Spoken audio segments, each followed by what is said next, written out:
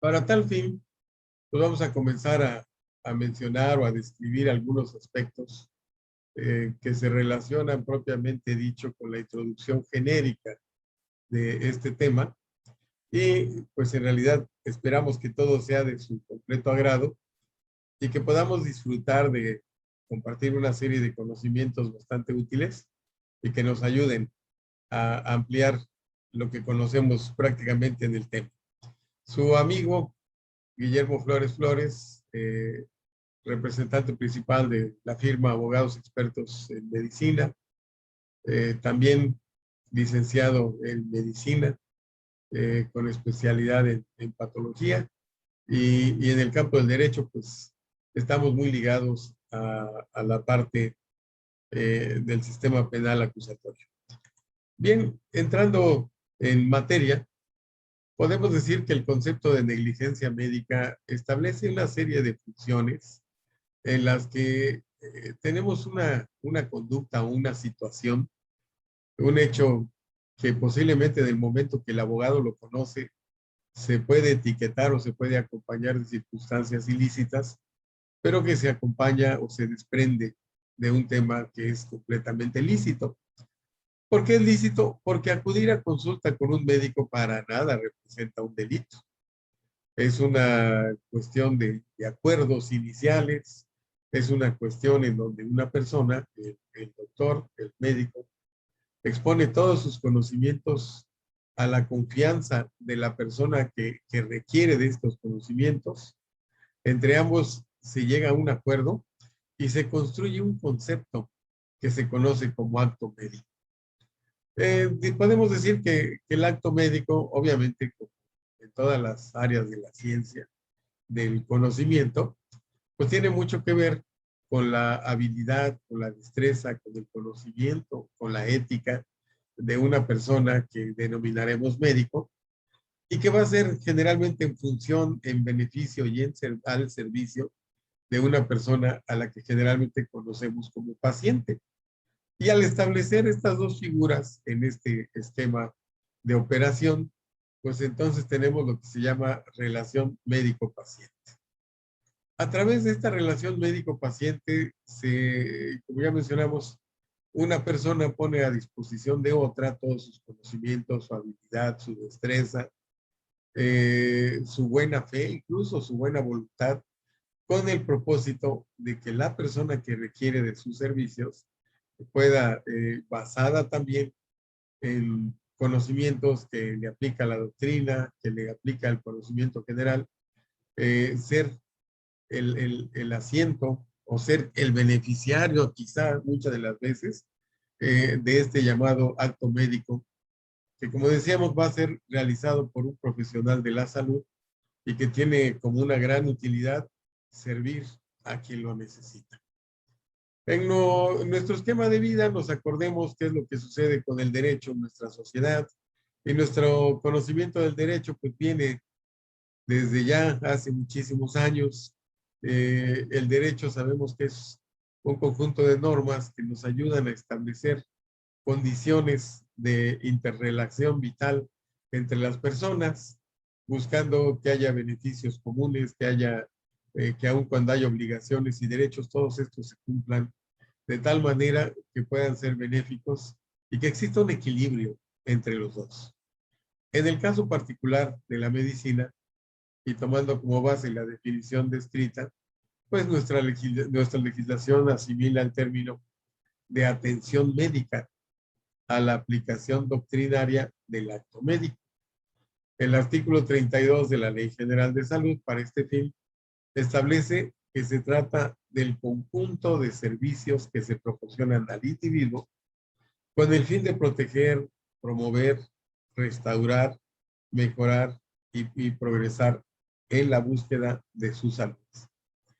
La misma Ley General de Salud en su artículo 33 nos dice que la atención médica está comprendida por el conjunto de actividades en los que destacan como número 1 las acciones preventivas, como número 2 las acciones curativas, en el número 3 las acciones de rehabilitación Y finalmente el número 4, las acciones de carácter paliativo. Porque el mencionar estas características nos suena mucho como a salud pública, ¿no? Nos suena mucho a lo que se hace en hospitales públicos, pero pues hay que recordar que el entrenamiento de los médicos, de los doctores, inicialmente se hace en hospitales públicos muy pegados, muy dependientes de las normas de la Secretaría de Salud, y por lo tanto es necesario mencionar estas características. Todavía más en este terreno, la doctrina médica nacional ha descrito una serie de características que en nuestro ordenamiento jurídico debe adquirir el que se dedica a la labor médica, el que se dedica a realizar el acto médico. Y estas características son principalmente, en primer lugar, la profesionalidad. Esto quiere decir que el médico, el que se va a dedicar a atender la salud de sus congéneres, debe reunir una serie de características que el Estado le permiten reconocer como profesional. ¿Esto qué quiere decir? Llámese título profesional, llámese cédula profesional, llámese conocimientos de colegios médicos, llámese conocimientos de especialidad, pero en generalidad, el primer punto es que el que va a desarrollar el acto médico debe ser un profesional en los términos que establece la normatividad y la doctrina en este país. En segundo lugar, él debe ser capaz de desarrollar un concepto que se llama ejecución típica estandarizada. ¿Qué quiere decir esto?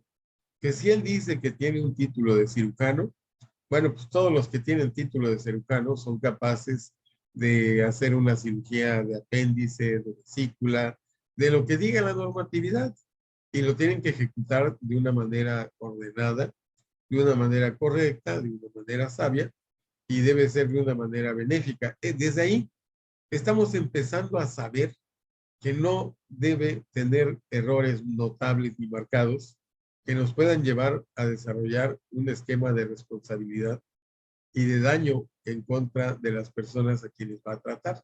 Entonces, qué interesante. Desde el principio, desde que empezamos a encontrar cómo se norma en nuestra doctrina el carácter de médico, vemos que van existiendo exigencias y necesidades que el mismo Estado le enseña al médico o al estudiante a través de las escuelas de medicina, y que cuando se gradúa le pide que debe ser capaz de llevar a cabo estos conocimientos. El siguiente término, muy importante, como casi todas las cosas que analizamos en el derecho, se relaciona con la licitud de la conducta. En ningún lugar, ya desde aquí vemos que ningún código, ninguna norma, ningún catálogo de indicaciones jurídicas o legislativas, ya sea legales o constitucionales, le permite al médico actuar fuera de la ley. Ya desde el principio, desde que se titula, desde que tiene su grado, desde que se vuelve un profesional, se le indica que todas sus actividades deben ser lícitas, es decir, deben encontrarse dentro de la ley. ¿Cuál ley? Bueno, pues tenemos una cantidad, una lista muy grande de elementos legales que vamos a ir mencionando a lo largo de esta plática, pero pues ahorita hemos mencionado principalmente a la Ley General de Salud. Indudablemente, como se trata de personas, pues toda la legislación jurídica en beneficio de los seres humanos, de nuestros conciudadanos, son parte de las leyes que deben respetarse en beneficio de los pacientes. Y la última parte de estas indicaciones que ha acuñado la doctrina nacional es que todos los acuerdos deben ser consensuales. Aquí no se vale que yo soy el más importante y que yo sé mucho y por lo tanto me tienes que obedecer. No, es una mentira. Estamos violando ahí los derechos de los pacientes, ¿no? Ni tampoco se vale del otro lado. Yo soy pariente de no sé quién, familiar de no sé cuánto y amigo de no sé qué. Y por lo tanto, tú, doctor, vas a hacer lo que yo te ordene. Definitivamente no. Aquí esta normatividad que la doctrina nacional establece es que los acuerdos en el acto médico, en la relación médico-paciente, deben ser de común acuerdo, deben ser consensuales. No se vale que uno abuse del otro o que el otro sea víctima del que corresponde. Para que discutamos estos puntos, de alguna manera, ¿qué pasa, por ejemplo, con el aspecto de la profesionalidad? Ya lo mencionamos, la profesionalidad. El profesional es un tipo que alcanza un esquema de conocimientos establecidos por la ley, por las normas, por la Secretaría de Educación Pública incluso, que dicen, bueno, miren, en el REBOE, en el esquema de apertura de una escuela de medicina, al momento del ingreso, el que ingresa debe tener conocimientos, por ejemplo, de preparatoria. Y dice también, al momento del egreso, el profesional médico debe ser capaz de hacer una historia clínica, de poder identificar situaciones que requieren intervenciones preventivas, debe ser capaz de identificar un estado de gravedad. En fin, la profesionalidad se relaciona con el hecho de conocer todo lo que nuestra normatividad clínica y educativa ha decidido que una persona debe saber para poder ser médico. En muchas de las ocasiones, cuando escuchamos quejas, muchas personas dicen, es que el tipo se portaba como un practicante, ni siquiera tenía conocimientos de lo que debía llevar a cabo. Muchas de las veces esto es subjetivo, ¿no? Es parte de una cuestión de molestia, de una cuestión de indignación, que generan algunas situaciones, llamémosle hospitalarias, quién sabe si médicas, porque esas hay que estudiarlas poco a poquito, de manera individual y apegado a la ley. Pero cuando menos de lo que sí estamos seguros es que la mayor parte de las veces son hechos que se llevan a cabo dentro de un hospital. En fin, entonces, ¿qué cosa es la profesionalidad? Bueno, primero que nada es un principio. Luego consiste esencialmente en que la atención médica solo podrá ser llevada a cabo por aquellas personas con los conocimientos, ya lo mencionamos, debidos para ello. Dicho principio puede ser encontrado en el artículo 79 de la Ley General de Salud, cuyo fundamento descansa en el artículo 5 de nuestra Constitución.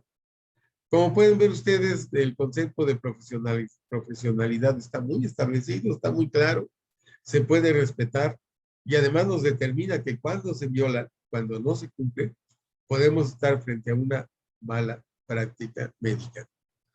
El segundo punto que mencionamos, de la ejecución típica estandarizada, hace referencia a que los profesionales de la salud deberán prestar la atención médica bajo estándares que sean reconocidos como válidos por la ciencia médica y atendiendo a la lex artis, es decir, a las normas más elevadas de beneficio social, es decir, a las condiciones particulares del paciente y a las circunstancias que de modo, tiempo y lugar requieren una actuación particular.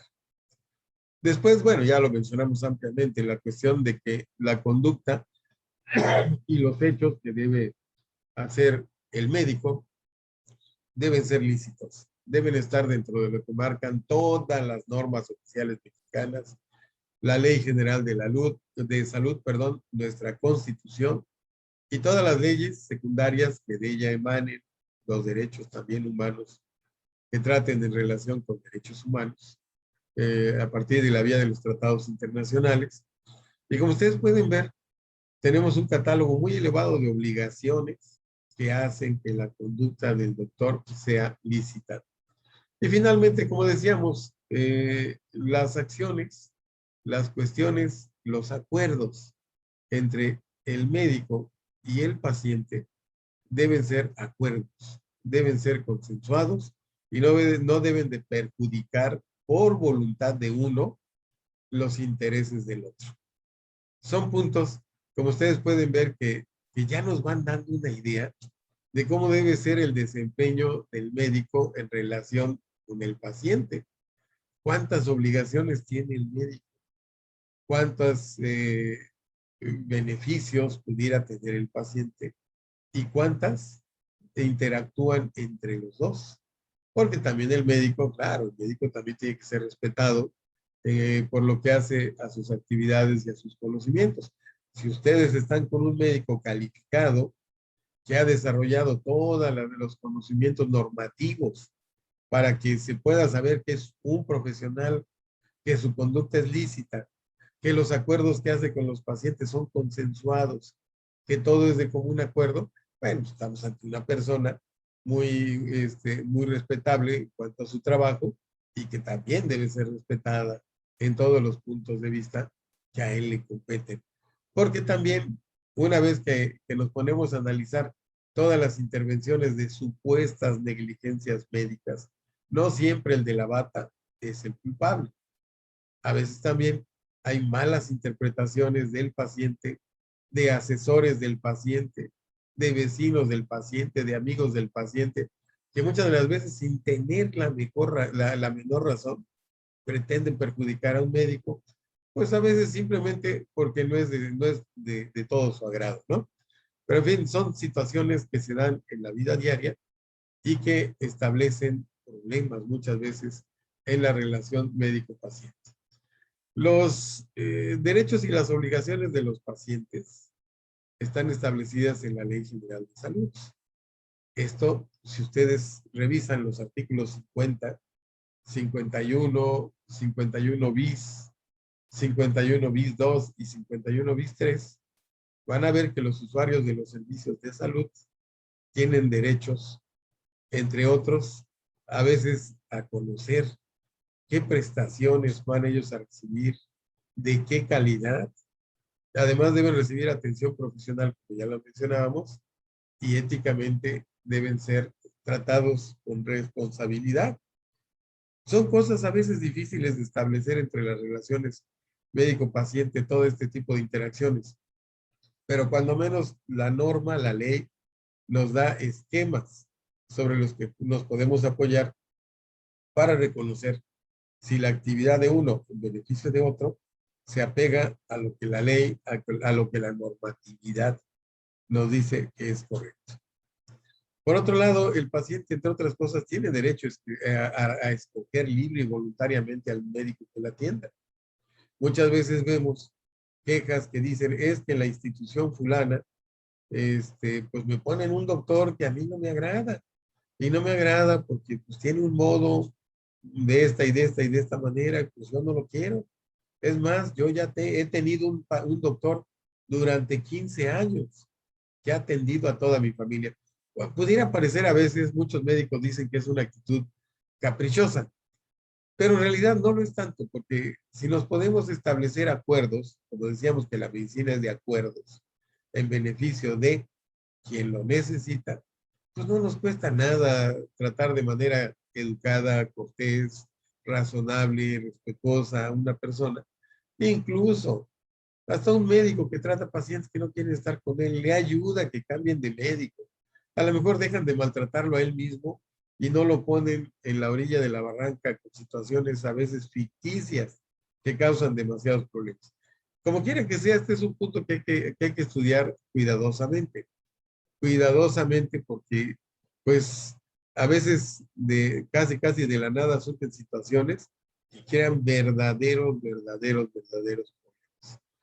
Como finalmente al final de estos tres párrafos tenemos una expresión que puede ser difícil de manejar, el hecho de contar con una segunda opinión respecto a su diagnóstico, a veces establece lesiones muy delicadas.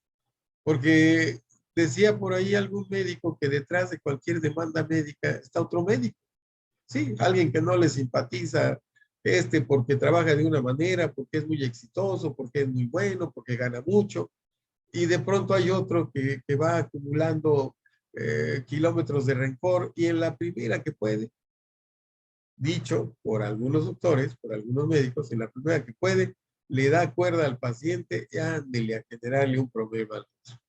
Pues entonces utilicemos el concepto de que si un paciente quiere una segunda opinión o quiere cambiar de médico, pues que lo cambie. Hay que ser, en mi opinión, hay que ser razonable, hay que ser lo menos conflictivo posible, lo más profesional, lo más ético, lo más calificado y lo más competente. Y eso posiblemente nos ayudaría a la parte preventiva de la medicina de la que nos habla la Ley General de Salud. De todo lo que hemos mencionado, pues, se deriva un concepto, ¿no?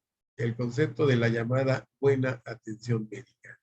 Esta buena atención médica a veces, como dice el texto, escrito en una normativa que analiza la Ley General de Salud, nos dice que a veces hay muchas cuestiones articuladas en el trato médico-paciente en las que impera la buena fe. Y para esto se nos dice que la atención médica correcta se limita simplemente a la práctica racional de la medicina sustentada en las ciencias médicas. ¿Qué quiere decir esto? Que en la medicina moderna no hay lugar para los charlatanes, para los curanderos, para los magos. Cualquier sistema de prevención, de diagnóstico o de tratamiento que no se fundamenta en la observación racional y la deducción adquiere un carácter complicado. Este carácter complicado, por lo común, es incompatible con una buena atención médica y contiene una base muy poco sólida para la adquisición de salud. Y si lamentablemente esta mala práctica o esta práctica desordenada, no basada en un correcto manejo del conocimiento científico, se acompaña de conclusiones graves, ¿cuáles son graves? La más grave es la pérdida de la vida, pues ahí se van a desarrollar situaciones muy complejas, aun cuando el doctor no siempre, crean ustedes que el médico no siempre es culpable de los errores o de las complejidades o de las cosas que le atribuyen. No, no, no, no, no, no. Aquí se presta, como decíamos, un catálogo muy grande de opiniones y algunas opiniones son malas, cargándole la culpa y la responsabilidad a alguien más. Obviamente que la ley, la normatividad, nuestra misma constitución, nos dan esquemas de estudio, de análisis de las conductas para poder llegar a determinar quién verdaderamente en el concepto de negligencia médica puede ser acusado o puede ser culpado de este aspecto de responsabilidad. Pero en realidad aquí la pregunta interesante que surge es ¿dónde comienza la negligencia médica?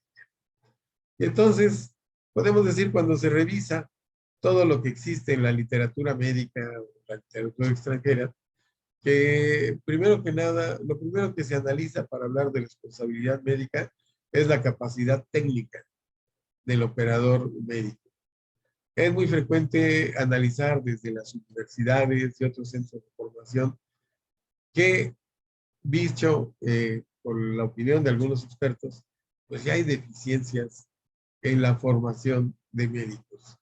Y esta deficiencia puede acompañarse de lesiones, aspectos científicos, morales, éticos y jurídicos, entre otros. Fíjense ustedes que hay algunos parámetros que a veces son muy duros y se ven más entre los graduados, entre los muchachos, quienes toman en cuenta sus parámetros. Uno de esos parámetros, por ejemplo, es saber qué porcentaje de graduados de medicina, de qué escuela de todo el país, obtienen los mejores porcentajes para aprobar el llamado ENARM, es decir, el examen para ingresar a hacer especialidades médicas. Y los muchachos y los médicos, todo el mundo sabe, todo el mundo dice, es que fíjate que la universidad fulana del centro del país es la mejor, porque de ahí el 90% pasan el ENARM.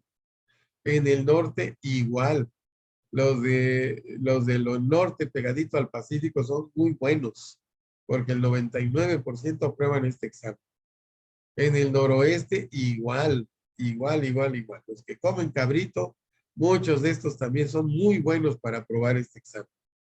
Y ya luego dicen, y ya de ahí vas a la Ciudad de México, ¿no? Pues la universidad más grande de México es igual muy buena, muy calificada, y hay muchas universidades. Entonces, la gente va determinando desde las características que acompañan al graduado, al que termina su carrera de medicina, para decir, este es de una buena escuela, este es de otra buena escuela. También hay otra escuela donde usan uniforme que todos ahí son muy buenos. Y entonces vamos pensando, ah, caray, entonces es necesario estudiar más o estudiar menos. A lo mejor la palabra es que es necesario estudiar, simplemente estudiar y estudiar mucho para que los pacientitos no sufran las deficiencias de un mal entrenamiento.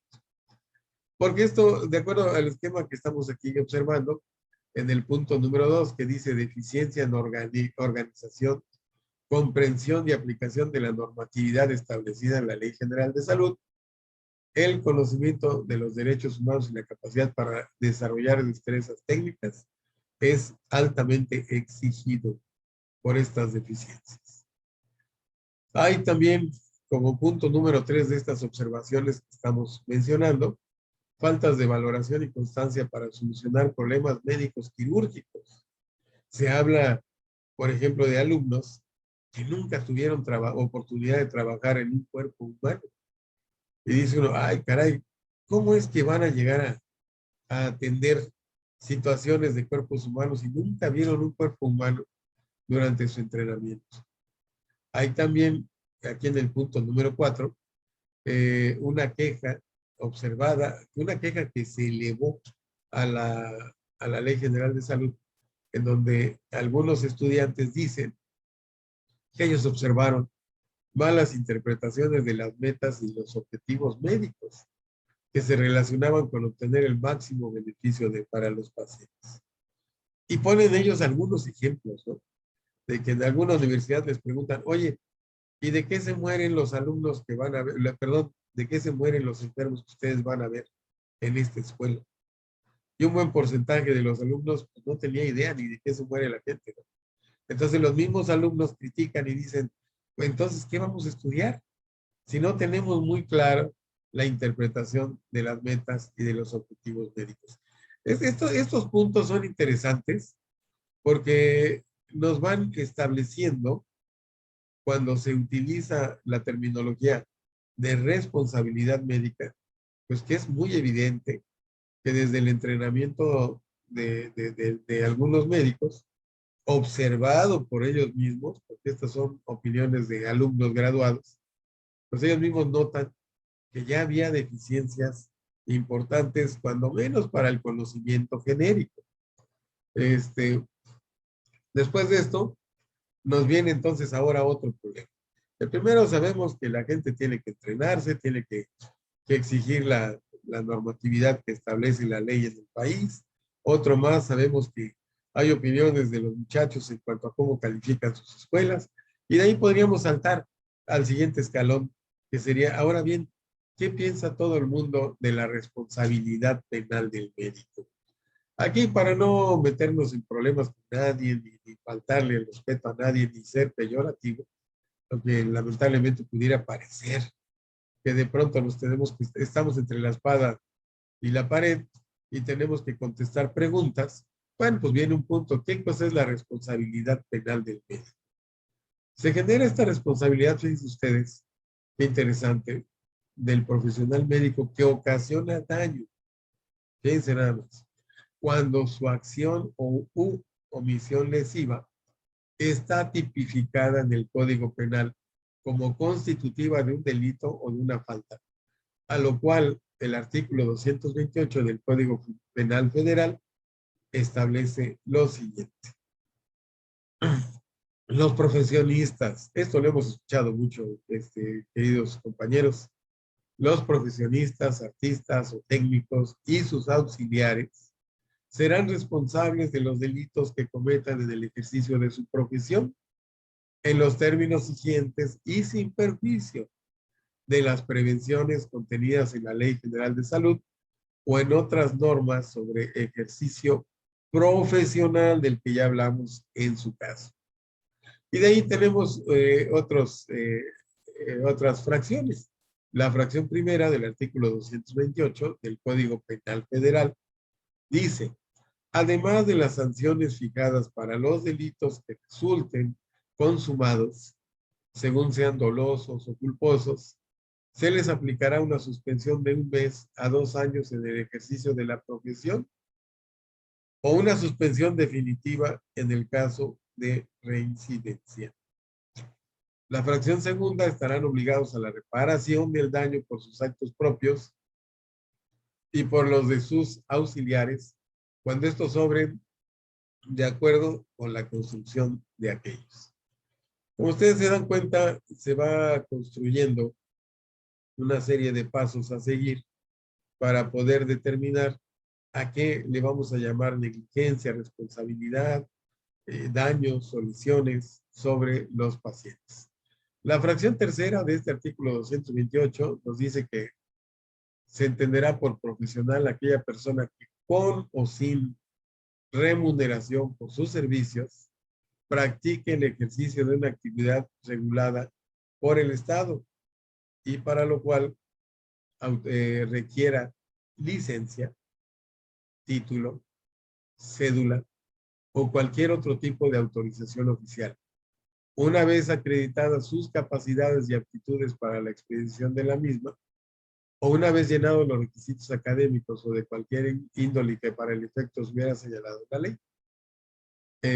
Vamos a la fracción cuarta y nos dice que cuando un auxiliar, ayudante, asistente o cualquier otro de esa naturaleza incurra por decisión propia en alguna de las conductas señaladas en este título, además de las penas que correspondan por él o los delitos cometidos, estas podrán incrementarse a juicio del juzgador hasta en una mitad, además de imponérsele las sanciones de reparación del daño y en su caso, la suspensión o la inhabilitación.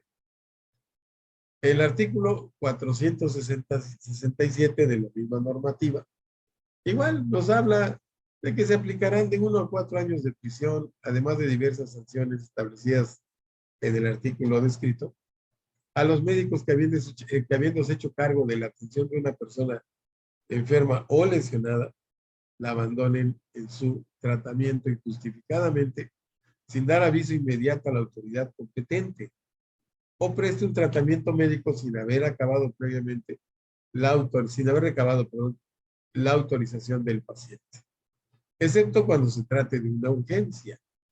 Las mismas penas se aplicarán al médico que, habiendo celebrado contrato de prestación de servicios con alguna persona, se niegue a prestar la atención médica comprometida con grave riesgo o con un probable o generando un probable daño para la vida o para la salud de los interesados. Igual, este es un punto de mucha discusión cuando se analizan las quejas, las querellas de reproche por alguna conducta médica, ¿no?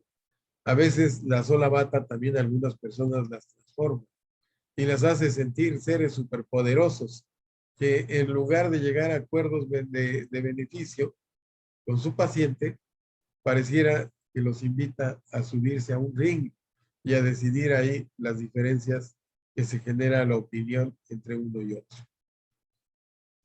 Con otro artículo que nos habla esta normatividad del 468, también nos habla de sanciones cuando haya una negativa injustificada del médico en ejercicio a prestar sus servicios oportuna y diligentemente cuando para ello sean requerido.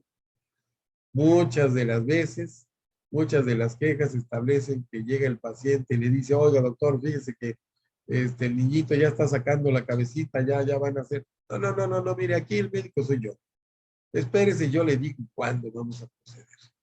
Y así pudiéramos poner 1000 ejemplos, pero no es nada difícil que este tipo de circunstancias se presenten al momento de llevar a cabo una querella.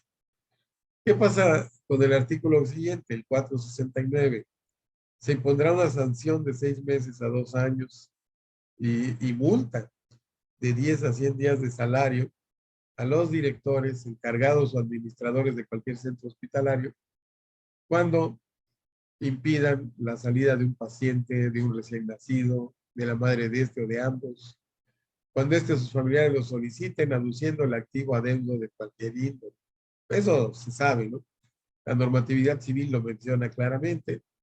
En la fracción 2 del 469, a retardar o negar por cualquier motivo la entrega de un cadáver, excepto cuando se requiera orden de la autoridad competente. Como ustedes pueden ver, tenemos tantos aspectos, tantos parámetros de conducta que son bien sencillos de violar, una buena parte por el médico, por el señor de la bata, aunque también en el análisis, a lo mejor también el quejoso también tiene su responsabilidad, ¿no? Y vemos que otro punto interesantísimo, al que a veces no se le da importancia, pero que pues ahí está flotando en el ambiente, lo describe el artículo 471. Se sancionará con prisión de 2 a 10 años y multa de 10 a 100 días de salario a los que sustraigan o trasplanten órganos o partes del cuerpo humano sin la autorización del paciente o de quien corresponda darla y sin los requisitos legales para realizar trasplantes o injertos. Fíjense ustedes una cosa común y corriente todos los días. Por ejemplo, los trabajos de las llamadas lipoesculturas. Ustedes ven que, por ejemplo, para una lipoescultura facial, el señor de la bata le dice al interesado, ¿no? Porque ni paciente. Normalmente, por ejemplo, las personas que buscan una cirugía plástica, pues son gente sana. Entonces, así con toda su salud, pues lo que tienen que acordar nada más es una cuestión de mejora en cuanto a su aspecto, en cuanto a la belleza. Entonces llegan con el señor que va a hacer el tratamiento, el manejo, y le dice, mira, yo, si quieres quedar muy guapa de la cara, te hago una lipoescultura facial. El paciente, perdón, y pregunta, ¿y qué es eso? Pues te voy a sacar grasita de la pancita y moldeamos tu carita para que quedes, pues se corrijan las arrugas, se corrija el desplazamiento, la pérdida de elasticidad de algunos órganos como los párpados, como los labios. Y total, pues generalmente llegan a un acuerdo y cuando existe un fracaso en la técnica o en los resultados, al revisar qué es lo que sucedió, para empezar, pues nadie nota en la lipoescultura que el primer aspecto de movilizar grasa de un lugar que va a ser el donador está determinando las bases de un trasplante autólogo. Autólogo, yo soy el donador. O sea, mueven la grasita de mi pancita, me la van a poner en la cara.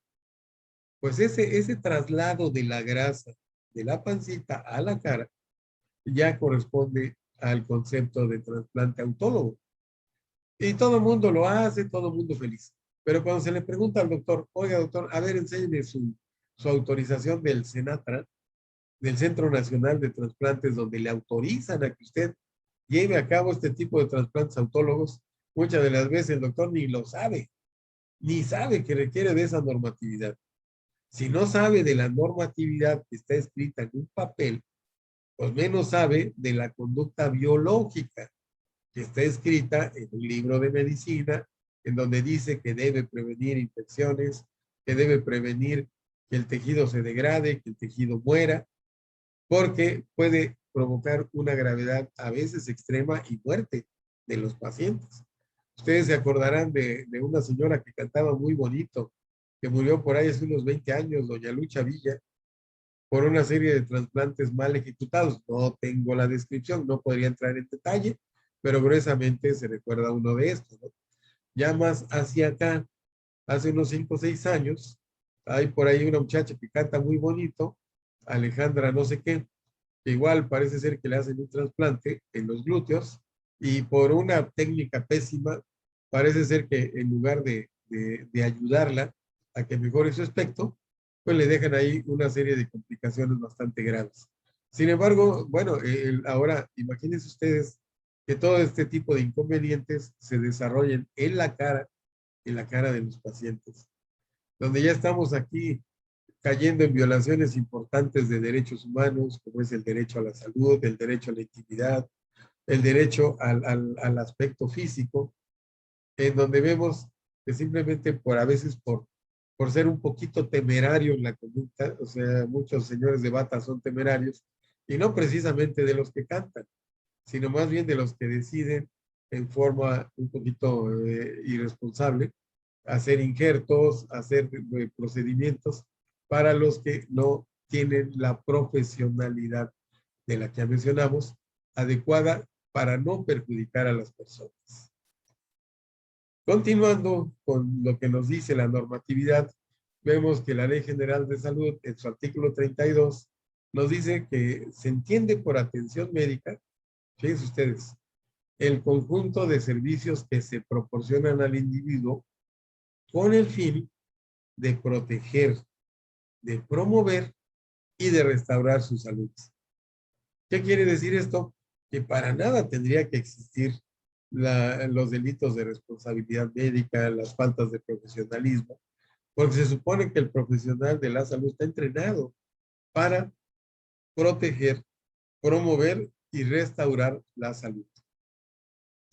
Para efecto, ven ustedes, aquí viene algo importantísimo que deben tener en cuenta. Para efectos del párrafo anterior, los prestadores de servicios de salud podrán apoyarse en las guías de práctica clínica y los medios electrónicos de acuerdo con las normas oficiales mexicanas que al efecto emita la Secretaría de Salud. ¿Qué quiere decir?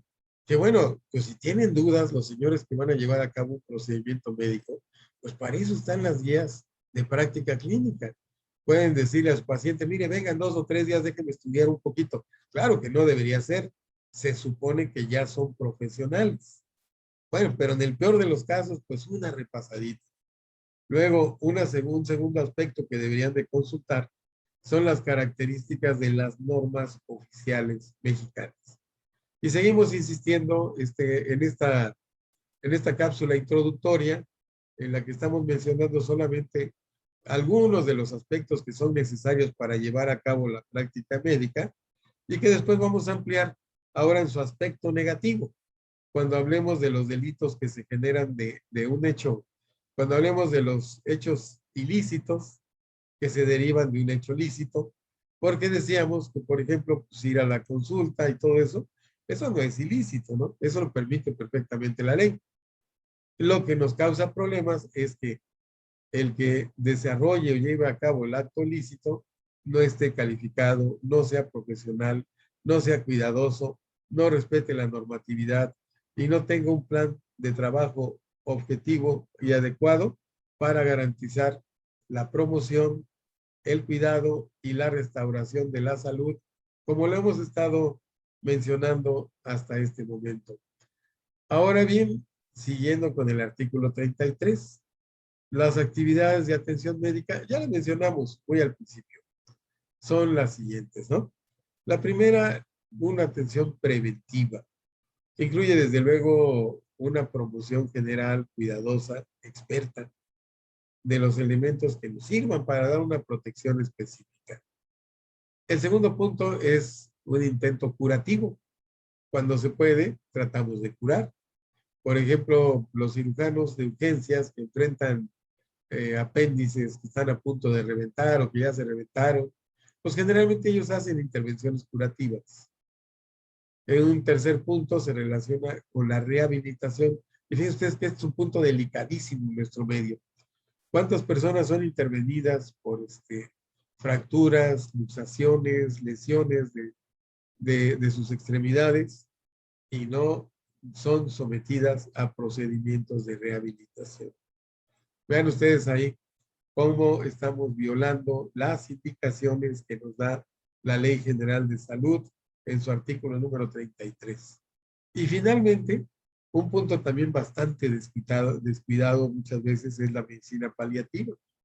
La medicina paliativa generalmente se relaciona con calidad de vida y lamentablemente pues se ve más en el paciente oncológico. El paciente oncológico pues suele tener tumores fuera de control, generalmente sin tratamiento, que se acompañan de dolor, de grandes limitaciones y de grandes dificultades hasta para las funciones más vitales, como sería la alimentación. Entonces, si no somos capaces de llevar a cabo una medicina paliativa adecuada, también tenemos una violación del artículo 33 de la Ley General de Salud.